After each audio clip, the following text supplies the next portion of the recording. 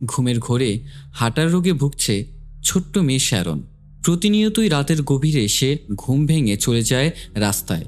এতে তার মা রোজ ভয় আর অসহায়তায় ভরা মন নিয়ে ছুটে চলে, কারণ প্রতিবারই তার মেয়ে একটা শব্দই বলে, সেটা হচ্ছে সাইলেন্ট হিল। মেয়ের এই রহস্যময় ডাকের উত্তর খুঁজতেই রোজ এক রাতে রওনা দিল সেই শহরের পথে, যার নাম শুনলেই লোকেরা চুপ করে যায়। একটা শহর যা আজ মানচিত্রে নেই, কুয়াশায় ঢাকা, আগুনে পোড়া আর পাপের ছায়ায় অভিশপ্ত এক স্থান। ভয়টা তখনই হয় যখন সেখানে পৌঁছে তার মেয়েটাকে সে হারিয়ে ফেলে, যেখানে প্রতিটা পাপের প্রতিশোধ এখনো জীবিত। আর এই কুয়াশার আড়ালে লুকিয়ে আছে ভয়, প্রতারণা আর এক অজানা নরক। আজ আমরা ডুব দেব সেই নরকের দরজায়, যেখানে এক মায়ের ভালোবাসা তাকে নিয়ে যাবে সাইলেন্ট হিলের কুয়াশার গভীরে। বলছিলাম 2006 সালে মুক্তি পাওয়া জাপানি গেম সিরিজের অনুকরণে তৈরি মুভি সাইলেন্ট হিলের কথা। তো হ্যালো বন্ধুরা, কেমন আছো তোমরা সবাই? আশা করি সবাই খুবই ভালো আছো। And let me reintroduce myself. আমি Emon and welcome to my channel সিনেহল। এবং সেই সাথে শুরু করা যাক আজকের গল্প। ক্রিস্টোফার দম্পতির একমাত্র মেয়ে শ্যারন, যার ঘুমের মধ্যে হাঁটার রোগ আছে। একদিন রাতে সে ঘর থেকে নিখোঁজ হয়ে যায়। তার বাবা মা তাকে খুঁজতে খুঁজতে চলে এসেছে একটা ঝর্ণার পাশে। তাদের মেয়ে শ্যারন দাঁড়িয়ে আছে ঝর্ণার একদম খাদের কিনারায়। তার মা রোজ মেয়েকে চিৎকার করে ডাকছে, কিন্তু শ্যারন তো ঘুমের ঘোরে বিচরণ করছে অন্য এক জগতে। ঝর্ণার মাঝে ঝাঁপ দেওয়ার ঠিক আগেই রোজ শ্যারনকে ধরে ফেলে, আর তাদের পুরো পরিবার একে অপরকে শান্ত করার চেষ্টা করে। শ্যারন ঘুম থেকে জেগে উঠলে এইসব কোনো কথা তার আর মনে থাকে না। ক্রিস্টোফার মেয়ের এই সমস্যার জন্য সাইকিয়াট্রিস্ট দেখানোর কথা বললেও রোজ এর বিপরীতে। শ্যারন ঘুমের ঘোরে বারবার একটা জায়গার নাম বলছিল, যার নাম সাইলেন্ট হিল। এখন রোজ সাইলেন্ট হিলে যাওয়ার কথা বললে ক্রিস্টোফার রাজি না হওয়ায় মেয়েকে নিয়ে রোজ একাই চলে গেল সাইলেন্ট হিলের উদ্দেশ্যে। সেদিন সকালে অফিসে কাজ চলাকালীন ক্রিস্টোফার জায়গাটার সম্পর্কে জানতে পারে। সাইলেন্ট হিল জায়গাটা আসলে ভুতুরে। পথে তার একটা পেট্রোল পাম্পের দিকে থামে। রোজ গাড়িতে পেট্রোল ফুল করে সে খেয়াল করে শ্যারনের আঁকা ছবিগুলো কিছুটা পাল্টে গেছে। সে শ্যারনকে জিজ্ঞেস করে কেন সে তার এই সুন্দর আঁকা ছবিগুলো বিকৃত করেছে। শ্যারন এইসব কখন করেছে তার কিছু মনে নেই, এবং সেখানেই সে কান্নাকাটি শুরু করে। এমত অবস্থায় রোজ তাকে শান্ত করিয়ে গাড়িতে বসিয়ে রাখে এবং চলে যায় একটা স্টোরে। সেখানে গিয়ে শপ ওনারের কাছে সাইলেন্ট হিল জায়গাটা সম্পর্কে কিছু ধারণা জানতে চায়। তবে সেই হিলের ব্যাপারে জিজ্ঞাসা করতেই লোকটা কিছুটা ইতস্তত বোধ করছিল এবং তাকে কিছুই বলছিল না। এক পর্যায়ে যখন সে পেমেন্ট করতে যাবে তখন বুঝতে পারে ক্রিস্টোফার তার কার্ড ব্লক করে রেখেছে। অন্যদিকে পথে সিবিল নামের এক পুলিশ অফিসার তাকে কিছু জিজ্ঞাসাবাদ করতে চেয়েছিল, তবে রোজ তাকে পাত্তা না দিয়ে স্টোরের ভেতরে চলে যাওয়াতে তার মনে কিছুটা সন্দেহ প্রবেশ করে এবং সে গাড়ির কাছে গিয়ে শ্যারনকে কিছু জিজ্ঞাসা করলে শ্যারন জানায় সে অপরিচিত লোকদের সাথে কথা বলে না। এরপর সিবিল দূর থেকে তাদের উপর নজর রাখে। রোজ ক্রিস্টোফারকে কল করে রাগারাগি করে। ক্রিস্টোফার এখনও বলছে তাদের সাইকিয়াট্রিস্ট দেখানো প্রয়োজন, কিন্তু দিন দিন খারাপ হতে থাকা মেয়ের অবস্থা দেখে রোজ এই সময় নষ্ট করতে নারাজ। এক পর্যায়ে কল রেখে রোজ গাড়িতে উঠে আর ফুল স্পিডে ব্রাহামস শহরের সাইলেন্ট হিলে প্রবেশদ্বার ভেঙে চলে গেল। তাদের পেছনে পেছনে সিবিলও তাদেরকে ফলো করছে, কারণ এই এলাকাটা রেস্ট্রিক্টেড। এক পর্যায়ে রোজ টের পেয়ে যায় যে সিবিল তাদের পিছু করছে। সেই মুহূর্তে সে বেপরোয়া গতিতে গাড়ি চালাতে শুরু করে। একটা পর্যায়ে গাড়ির হেড ইউনিট থেকে বিকট এক শব্দ ভেসে আসে। আচমকা একটা মেয়ে তাদের গাড়ির সামনে এসে পড়লে ব্রেক করতে গিয়ে তাদের গাড়িটা অ্যাক্সিডেন্ট হয়। অ্যাক্সিডেন্টের পর ঠিক কত সময় পার হয়েছে রোজ তা জানে না। জ্ঞান ফিরতেই গাড়িতে সে আর শ্যারনকে দেখতে না পেয়ে আশেপাশে খুঁজতে শুরু করে। সকালটা যেন কুয়াশা আচ্ছন্ন, জনমানব শূন্য, পুরো সাইলেন্ট হিল যেন মৃত এক শহর। একটু পরেই রোজ লক্ষ্য করে আকাশে যেই স্নোগুলো উঠছে সেগুলো আসলে ছাই ছিল। চিৎকার করে রোজ তার মেয়েকে ডেকেই যাচ্ছে, কোনো মানুষের কোনো সাড়া শব্দ নেই। হুট করে রোজের সামনে দিয়ে শ্যারন ছুটে চলে যায়। রোজ মেয়ের পিছু নিতে নিতে এক অন্ধকার গলির আন্ডারগ্রাউন্ডে সিঁড়ি বেয়ে নিচে নামতে থাকে। তখনই কান ফাটানো এক বিকট শব্দের সাইলেন্ট বেজে ওঠে। মুহূর্তেই পুরো পরিবেশটা আরো বেশি গা ছমছমে হয়ে ওঠে।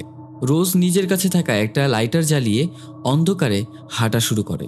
সেখানে একজন বিশেষ স্যুট পরা লোককে কাঁটাতারে ঝুলে থাকতে দেখে। ঠিক তখনই আবারও সেই একই বিকট শব্দ, বাচ্চাদের কান ফাটানো কান্নার শব্দে সেই পরিবেশটা আরো বেশি ভারী হয়ে ওঠে। কোথা থেকে যেন ছোট বাচ্চাদের মতো দেখতে কিছু ক্রিয়েচার্স এসে চারপাশ থেকে তাকে ঘিরে ফেলেছে। রোজ বাঁচার জন্য চিৎকার করেই যাচ্ছে, আর পরক্ষণেই পুরো পরিবেশটা শান্ত স্বাভাবিক। এরপর সে পৌঁছায় একটা রুমে, যেখানে রেডিওতে গান বাজছে। রোজ সেই রুম থেকে বেরিয়ে শহরের আরো ভেতরে ছুটে গেল। শহরের ভেতরের দিকে পুরো অংশ যেন ধ্বংস হয়ে মাটির গভীরে আতলে চলে গেছে। সেখানে সে খাদের কিনারায় দাঁড়িয়ে আছে। অতঃপর এক আগন্তুক মহিলা এসে বলল, এই পথ শুধু অন্ধকার শক্তি পার করতে পারে। মহিলাটা নিজের নাম জানালো ডালিয়া। সেও রোজের মতো তার নিজের মেয়েকে খুঁজে বেড়াচ্ছে। আশ্চর্যের ব্যাপার হলো, রোজ যখন তার মেয়ের খোঁজ করার জন্য তাকে লকেটটা দেখায়, সেখানে ডালিয়া শ্যারনের ছবি দেখতে পেয়ে উত্তেজিত হয়ে ওঠে এবং সে বলে যে এটা তার নিজের মেয়ের ছবি। তার কথা শুনে রোজ কিছুটা ভয় পেয়ে কোনো রকমের সেখান থেকে ডালিয়ার হাত থেকে নিজেকে বাঁচিয়ে পালিয়ে যায়। এদিকে ক্রিস্টোফার স্ত্রী আর মেয়ের খোঁজে ব্রাহামস শহরে আসে। লোকাল লোকজনের কাছ থেকে সাইলেন্ট হিল সম্পর্কে জানতে পারে। রোজ তখন শহরের শেষ প্রান্তে নিজের গাড়ির কাছে ছুটে আসে এবং গাড়িতে বসে রোজ ক্রিস্টোফারকে কলে না পেয়ে ভয়েস মেসেজে এখনকার পরিস্থিতি সম্পর্কে জানায় যে শ্যারন হারিয়ে গেছে আর রোজের এখন তার সাহায্যের প্রয়োজন। তখনই পেছন থেকে সিবিল এসে রোজকে গ্রেফতার করে। রোজ অনেকবার পুরো পরিস্থিতি আর পরিবেশের অস্বাভাবিকতা বোঝানোর চেষ্টা করে, কিন্তু সিবিল তার কথায় বিশ্বাস করে না। সিবিল তাকে থানায় নিয়ে যেতে চাইলে সে দেখতে পায় ফিরে যাওয়ার কোনো রাস্তা নেই। সামনে শুধুই পাহাড়ি এক বিশাল বড় খাদ। গাড়ি চালাতে চালাতে ক্রিস্টোফার রোজের ভয়েসমেল শুনলেই সেটাতে কিছু বোঝা যাচ্ছিল না। ক্রিস্টোফার সাইলেন্ট হিলের প্রবেশদ্বারে এসে দেখতে পায় সেখানে প্রচুর পুলিশ। সে তাদেরকে জানায় তার স্ত্রী ও মেয়ে সাইলেন্ট হিলের ভেতরে আছে। একজন পুলিশ কর্মকর্তা ক্রিস্টোফারকে শান্ত করার চেষ্টা করে। সে ক্রিস্টোফারকে জানায় সাইলেন্ট হিলের প্রবেশদ্বারের মুখের ব্রিজ ভাঙা, আর তার স্ত্রী ফুল স্পিডে গাড়ি চালিয়ে সাইলেন্ট হিলে যাওয়ার চেষ্টা করেছিল। যাকে ফলো করেছিল তাদের একজন মহিলা অফিসার সিভিল। সে অনুযায়ী তাদের এই জায়গায় এসে অ্যাক্সিডেন্ট হলে পানিতে তাদের গাড়িসহ লাশ পাওয়ার কথা, কিন্তু অনেক খোঁজাখুঁজির পরেও তারা সেখানে কিছুই পায়নি। এই কথা শুনতে পেয়ে ক্রিস্টোফার নারাজ, কারণ একটু আগেই সে রোজের ভয়েসমেল পেয়েছে, যদিও তার কথা কিছুই বুঝতে পারেনি। অন্যদিকে বিকৃত গর্জনের সাথে চোখ মুখ আর হাত ছাড়া এক মানুষের মতো সত্তা রোজ আর সিবিলের দিকে ছুটে আসে। সিবিল এবার পরিস্থিতির ভয়াবহতা আন্দাজ করতে পেরে তারপর গুলি চালায়। সেই ক্রিয়েচারটা সিবিলের ওপর অ্যাসিড নিক্ষেপ করে। সৌভাগ্যবশত সিবিলের হেলমেট আর কোট নষ্ট হলেও সে বেঁচে যায়। রোজ সেখান থেকে পালিয়ে গিয়ে ব্রাহামস শহরের বাস স্ট্যান্ড থেকে শহরের ম্যাপ দেখে পৌঁছায় মিডউইচ স্কুলে, যার ছবি এঁকেছিল শ্যারন। স্কুলের অফিস রুম থেকে একটা টর্চ জোগাড় করে রোজ আবারও শ্যারনকে খুঁজতে শুরু করে। এদিকে অফিসার থমাস ক্রিস্টোফারকে নিয়ে অন্য রাস্তা দিয়ে সাইলেন্ট হিলের মধ্যে রোজ আর শ্যারনকে খুঁজতে থাকে। জনমানবহীন মৃত এই শহরের গল্পটা থমাস ক্রিস্টোফারকে জানায়। ঘটনা হচ্ছে একটা ভয়াবহ অগ্নিকাণ্ডে পুরো শহর ধ্বংস হয়ে গিয়েছিল। মারা গেছে শহরের সব মানুষ। এখন শহর জুড়ে উড়ে বেড়ায় ছাই আর মৃত মানুষের পোড়া গন্ধ। মনে হয় আজও শহরের কোনো বুকে জ্বলছে আগুন। এই জন্যই এই শহর পরিত্যক্ত। কিন্তু ক্রিস্টোফারের স্ত্রী কেন তার মেয়েকে নিয়ে এই শহরে এসেছে তা থমাস বুঝতে পারছে না। অন্যদিকে রোজ স্কুলের মধ্যে শ্যারনকে খুঁজে চলেছে। খুঁজতে খুঁজতে সে একটা ক্লাসরুমে গিয়ে পৌঁছায়।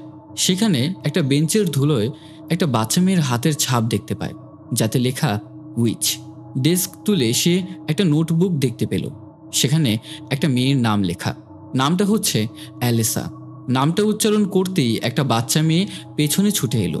রোজ মেয়েটার পিছু নিয়ে চলে এলো ওয়াশরুমে। সেখানে একটা বাচ্চা মেয়ের কান্নার শব্দে চারপাশটা ভারী হয়ে উঠল। রোজ একে একে সেখানকার প্রতিটা রুমের দরজা খুলে খুলে দেখল, কোথাও মেয়েটি ছিল না। একটা দরজা আটকে গিয়েছিল। নিজের সম্পূর্ণ সাহস একত্র করে যখনই সে দরজাটা খোলে, সেখানে একটা লাশকে বিকৃতভাবে কাঁটাতারে বাঁধা অবস্থায় ঝুলে থাকতে দেখে। এক বিচ্ছিরি গন্ধে রোজের গা গুলিয়ে আসে। সেখানে দেয়ালে লেখা ছিল, dare you, dare you, double dare you. লেখাটার মানে এমনটা ছিল যে তাকে কোনো একটা কিছু করতে চ্যালেঞ্জ করা হচ্ছে, মূলত কাউকে মক করার উদ্দেশ্যেই লেখা। সেখানে লাশটার মুখের মধ্যে পয়েন্ট করা অ্যারো চিহ্ন। রোজ অনেক সাহস করে সেখানে হাত দিয়ে একটা কাগজের টুকরো খুঁজে পায়। দৌড়ে সেখান থেকে বের হতে গিয়েই দেখতে পায় কিছু টর্চ হাতে স্যুট পরা লোক। সে তাদের ভয়েই সেখানে দরজা তালা দিয়ে ভেতরেই থাকে। বাইরে থাকা লোকগুলো অনেক ধাক্কাধাক্কি করে দরজা ভাঙার চেষ্টা করতে থাকে, কিন্তু একটু পরেই তাদের সাথে থাকা খাঁচায় একটা পশু যখন ডাকতে শুরু করে, তারা সেটা নিয়েই সেখান থেকে তৎক্ষণাৎ পালিয়ে যায়। পরিস্থিতি কিছুটা নীরব হওয়ার সাথে সাথেই সাইরেন বেজে ওঠে। ওই মুহূর্তেই পুরো পরিবেশটা পাল্টে যেতে শুরু করে। সেই ঝুলে থাকা লাশটাও জীবন্ত হয়ে হামাগুড়ি দিতে দিতে বেরিয়ে আসে। রোজ সেখান থেকে ভয়ে চিৎকার করে পালায় এবং সে জায়গায় জায়গায় বিকৃত লাশদের দেখতে পায়। একটা জায়গায় ওই স্যুট পরা লোকেদের একদল মাংস খেকো পোকা এসে ছিঁড়ে ছিঁড়ে খাচ্ছে। এটা দেখে সে আবারও পালানো শুরু করে। অন্যদিকে থমাস আর ক্রিস্টোফার সেখানে এখনও রোজ আর শ্যারনকে খুঁজে যাচ্ছে। ক্রিস্টোফার সেখানে রোজের পারফিউমের ঘ্রাণ পাচ্ছে, কিন্তু রোজকে সে কোথাও দেখতে পাচ্ছে না। এখন রোজের সামনে পিরামিডের মতো মাথাযুক্ত এক লোক সেই পোকাদের লিড করছে। সেখানে রোজের পালানোর আর কোনো সুযোগ নেই। এই ভেবে সে মাটিতে লুটিয়ে পড়ে। ঠিক সেই সময় কেউ তাকে টেনে অন্য রুমে নিয়ে যায়। সে আসলে সিভিল ছিল, যে তাকে একটা লিফটে নিয়ে এসেছে। সেখানে তারা পোকাদের হাত থেকে বেঁচে গেলেও পিরামিড হেড তাদের তলোয়ার দিয়ে আক্রমণ করে এবং সে রুমের দরজা ভেঙে হাত ঢুকিয়ে দরজা খোলার চেষ্টা করে। সিভিল তার হাতে গুলি চালানোর কিছুক্ষণ পরেই পুরো পরিবেশটা আবারও পাল্টে যায়। সবটা আগের মতো শান্ত হয়ে যায়। এইসবে সিভিল মানসিকভাবে অনেক বেশি বিধ্বস্ত হয়ে পড়ে। রোজ তাকে সান্ত্বনা দেয় আর বুঝিয়ে বলার চেষ্টা করে যে তার পরবর্তী ডেস্টিনেশন হচ্ছে একটা হোটেল, যার নাম রোজের পাওয়া সেই চিরকুটটার মধ্যে লেখা আছে। অন্যদিকে পুরো সাইলেন্ট হিল তল্লাশির পরেও রোজ আর শ্যারনকে না খুঁজে পাওয়ায় পুলিশ তাদের মৃত বলে ধরে নেয়। সাথে ক্রিস্টোফারকে সান্ত্বনা দিয়ে সে বাড়িতে পাঠিয়ে দেয় এবং এই বিষয়টা ক্রিস্টোফার মানতে নারাজ। সেদিন ক্রিস্টোফার লুকিয়ে লুকিয়ে ব্রাহামস শহরের এক আর্কাইভসে চলে যায়, এটা জানতে যে সাইলেন্ট হিলের ইতিহাস কি। সেখানে সে একটা মেয়ের ছবি আর পরিচয় জানতে পারে, যাকে হুবহু শ্যারনের মতো দেখতে। অন্যদিকে রোজ আর সিভিল সেই হোটেলে গিয়ে পৌঁছায়। সেখানে সে দালিয়াকে দেখতে পায়, যাকে কিনা একটা মেয়ে পাথর মারছিল। সিভিল তাকে আটকায় আর মেয়েটির নাম আর পরিচয় জানতে চায়। রোজ সিভিলকে ডালিয়া আর তার মেয়ের সম্পর্কে জানায় এবং তারা সেখানে সেই হোটেলের রুমগুলোর চাবি রাখার জায়গায় 111 নম্বর রুমের কি হোল্ডারের মধ্যে একটা ড্রয়িং খুঁজে পায় এবং তারা বুঝতে পারে যে তাদের এখন 111 নম্বর রুমে যেতে হবে। তারা 111 নম্বর রুম খুঁজে না পেয়ে খোঁজাখুঁজি শুরু করে। এক পর্যায়ে রোজ দেয়ালে টানানো একটা পেইন্টিংয়ের পেছনে সেই রুমের দরজা খুঁজে পায়। সেখানেও একটা বাচ্চা মেয়ে রোজের পেছন দিয়ে পালিয়ে যায়। রোজ আবারও তার পিছু নিয়ে একটা ধ্বংসাবশেষ এরিয়ায় পৌঁছায়। সেখানে মেয়েটাকে একটা কোণে বসে কান্না করতে দেখে। রোজ তার কাছে গিয়ে তাকে সান্ত্বনা দেয়। রোজ বুঝতে পারে এই মেয়েটা আসলে ডালিয়ার মেয়ে অ্যালেসা, যে কিনা দেখতে হুবহু শ্যারনের মতো। রোজকে সামনে দেখতে পেয়ে অ্যালেসা এগিয়ে আসে এবং তাকে বলে, আমি পুড়ে যাচ্ছি। সাথে সাথেই তার গায়ে আগুন লেগে যায়। পেছন থেকে সিভিল এসে ডাক দিলে রোজ বুঝতে পারে এটা ছিল তার একটা ভিশন। সেখানে পাখিগুলো উড়ে বেড়াতে শুরু করে এবং ডালিয়াকে পাথর মারা মেয়েটিও পালিয়ে যেতে শুরু করে। আবারও সেই সাইরেন বেজে ওঠে। যেই শহরে কোনো প্রাণের অস্তিত্ব ছিল না, সেখান থেকে লোকজন বেরিয়ে আসতে শুরু করলে সবাই প্রাণপণে গির্জার দিকে ছুটছে। এটা সেই চার্চ যার ড্রয়িং তার মেয়ে এঁকেছিল। সেখানে লোকজনের ভিড়ে রোজ আবারও ডালিয়াকে দেখতে পায়। পরিবেশ আবারও পাল্টাতে শুরু করে। রোজ ডালিয়াকে জিজ্ঞেস করে তার মেয়ে অ্যালেসা তো মারা গেছে, আর এইসব ঘটনা সেই ঘটাচ্ছে। অ্যালেসা আসলে কি চায়? উত্তরে ডালিয়া বলে সে চায় প্রতিশোধ। আবহাওয়া পাল্টানোর পরপরই রোজ আর সিভিলকে গির্জায় নিয়ে যাওয়া মেয়েটাকে পিরামিড হেড খুব নৃশংসভাবে মেরে ফেলে। রোজ আর সিভিল চার্চের ভেতরে প্রবেশ করলে ভেতরে থাকা সবাই তাদের গায়ে রক্ত দেখে তাদেরকে উইচ বলে ডাকতে শুরু করে। সেই সময় ক্রিসাবেলা এসে সবাইকে থামায় আর তারা প্রার্থনা শুরু করে। ক্রিসাবেলার মতে উইচ বা পাপীদেরকে আগুনে পোড়ানোর মাধ্যমে পাপের শাস্তি দেওয়া হয়।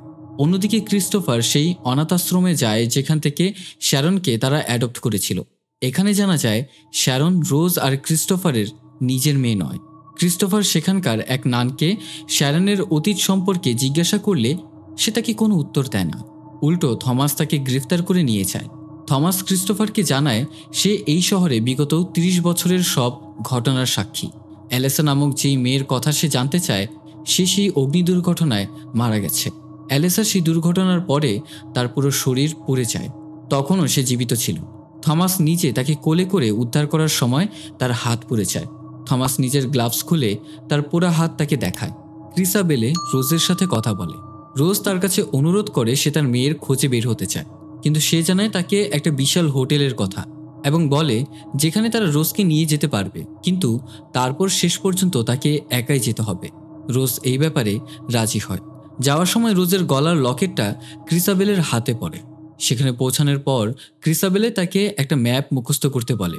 সেখানে রোজ পুরো ম্যাপ মুখস্থ করে ভেতরের দরজা খোলার আগেই ক্রিসাবেলে সেই লকেটটার মধ্যে অ্যালেসার ছবি দেখে রোজকে উইচ বলে সম্বোধন করে। এই ফাঁকে রোজকে দরজার ভেতরে ঢুকিয়ে দিয়েই সিভিল প্রাণপণে ক্রিসাবেলের লোকজনকে আটকায় আর রোজকে সেখান থেকে চলে যেতে সাহায্য করে। রোজ এবার যেন পৌঁছে গেল এক অন্য জগতে। মুখস্থ ম্যাপ মনে করে চলতে চলতে পথে কিছু চোখ মুখ ছাড়া নার্সের পোশাক পরা কিছু ক্রিচার্সদের দেখতে পায়। রোজ বুঝতে পারে তারা টর্চের আলো আর শব্দের সাথে সেগুলোর প্রতিক্রিয়া করছে। তাদের পার করে সামনে যেতেই অ্যালেসা তাকে স্বাগত জানালো। একটা সাদা আলোর ঘোর, যে আজও পর্যন্ত কেউই আসতে পারেনি। সে এসেছে, তাই সত্য জানার অধিকার তার আছে। এরপর রোজ দেখতে পায় অ্যালেসার ব্যাক স্টোরি। তার ঘটনাটা ছিল, অ্যালেসার বাকি বাচ্চাদের মতো বাবা নেই বলে স্কুলের বাচ্চারা তাকে, তাদের অভিভাবকরা অ্যালেসাকে সহ্য করতে পারত না। তারা সবসময় তাকে বুলি করত। একদিন অ্যালেসা ক্লাসমেটদের বুলিংয়ের হাত থেকে বাঁচতে ওয়াশরুমে লুকিয়ে পড়ে। সেখানে কলিন নামের এক পরিচ্ছন্নতা কর্মী তার উপর শারীরিক নিপীড়ন করে। এই ব্যাপারটা তার মা দালিয়া তার বোন ক্রিসাবেলেকে জানায়, যে কিনা এই স্কুলেরই প্রিন্সিপাল ছিল। ক্রিসাবেলে সতীত্ব হরণের পাপ মোচনের জন্য দালিয়াকে বলে সে যেন অ্যালেসাকে নিয়ে হোটেলে চলে আসে। ক্রিসাবেলে একটা কাল্টের সাথে যুক্ত ছিল যারা পাপ মোচনের কাজ করে। দালিয়া বিশ্বাস করে তার মেয়েকে নিয়ে সেখানে যাওয়ার পর বুঝতে পারে সে কত বড় ভুল করেছে। অ্যালেসাকে কাল্টের লোকজন আটকে ফেলে এবং তারা সেখানে বড় একটা চিতায় অ্যালেসার জীবন পুড়িয়ে নিজেরা উল্লাস করতে থাকে। সেখানে দুর্ঘটনাবশত চিতার আগুন পুরো রুমে ছড়িয়ে পড়ে। সবাই প্রাণপণে পালিয়ে যায়। দালিয়া যতক্ষণে পুলিশ নিয়ে এসেছিল ততক্ষণে অনেক দেরি হয়ে গিয়েছিল। অ্যালেসা তখনও জীবিত ছিল, পুরো শরীর তার পুড়ে গিয়েছিল। অফিসার থমাস অ্যালেসাকে কোলে নিয়ে উদ্ধার করে। দালিয়া তখন কান্নায় ভেঙে পড়ে। হাসপাতালে অ্যালেসার চিকিৎসা চলাকালীন সময়ে কৌতূহলবশত কোনো নার্স তার দিকে তাকালেও ভয়ে আঁতকে উঠত। অ্যালেসার সাথে হয়ে যাওয়া অন্যায় আর পুরো পৃথিবীর প্রতি তার ঘৃণায় তার ভেতরে সৃষ্টি হয় এক ডেমনিক সত্তা, যার ফলে অ্যালেসার সাথে যারা অন্যায় করেছে তাদেরকে সে শাস্তি দিয়েছে। আর অ্যালেসার ভেতরে থাকা নরম মনের বাচ্চা মেয়েটি হলো শ্যারন, যাকে সে অনাথাশ্রমে রেখে এসেছে সুন্দর এক জীবনের আশায়। এবং এখানেই বোঝা যায় প্রথমে দেখা বাচ্চাদের মতো ক্রিয়েচারগুলো আসলে অ্যালেসার ক্লাসমেট, যারা তাকে বুলি করত। আর ওয়াশরুমের মধ্যে যে অবয়বটাকে কাঁটাতারের মধ্যে দেখেছিল সেটাই হচ্ছিল কলিন। আর এই হোটেলের ভেতরের নার্সের পোশাকি ক্রিয়েচার্সগুলো ছিল আসলে সেই নার্সগুলো, যারা কিনা অ্যালেসাকে ঘৃণার চোখে দেখত। 30 বছর ধরে সে অপেক্ষা করে এসেছে, কিন্তু তার প্রতিশোধ পূরণ হয়নি, কারণ বাকিরা তো গির্জায় গিয়ে আশ্রয় নেয়। গির্জার মতো পবিত্র জায়গার ভেতরে ডেমনিক শক্তি প্রবেশ নিষেধ, এবং যার ফলে সে তার প্রতিশোধ পূরণ করতে পারছে না। একবার সে তার প্রতিশোধ পূরণ করতে পারলে রোজ তার মেয়েকে ফিরে পাবে। এই শর্তে রোজের ভেতরে প্রবেশ করে অ্যালেসা। 3 দিন পার হয়ে গেছে। নিজের সাধ্যমতো সব চেষ্টা করেও, সব জায়গায় খোঁজ করেও ক্রিস্টোফার তার স্ত্রী আর মেয়ের কোনো খোঁজ পায় না। সেখানে থমাস তাকে এবার থামতে বলে এবং জানায় তারা আর বেঁচে নেই, এটা মেনে নিতে। ক্রিস্টোফার এখনও এটা মানতে পারছে না, সে আরও চেষ্টা করতে চায়। অন্যদিকে ক্রিসাবেলে আর তার অনুচররা শ্যারনকে খুঁজে পায়। দালিয়া অনেক চেষ্টা করে এবং এবারও তাকে লুকিয়ে রাখতে পারে না। ক্রিসাবেলে অনুচরদের দিয়ে ডিমন বলে এবার সিভিলকে চিতায় তুলে পুড়িয়ে মারে এবং সেখানে তারা উল্লাস করে ঠিক আগের মতোই। চোখের সামনে এসব দেখে শ্যারন অনেক ভয় পায়। এরপর শ্যারনকেও চিতায় তোলা হয়। ঠিক সেই সময় রোজ সেখানে চলে আসে।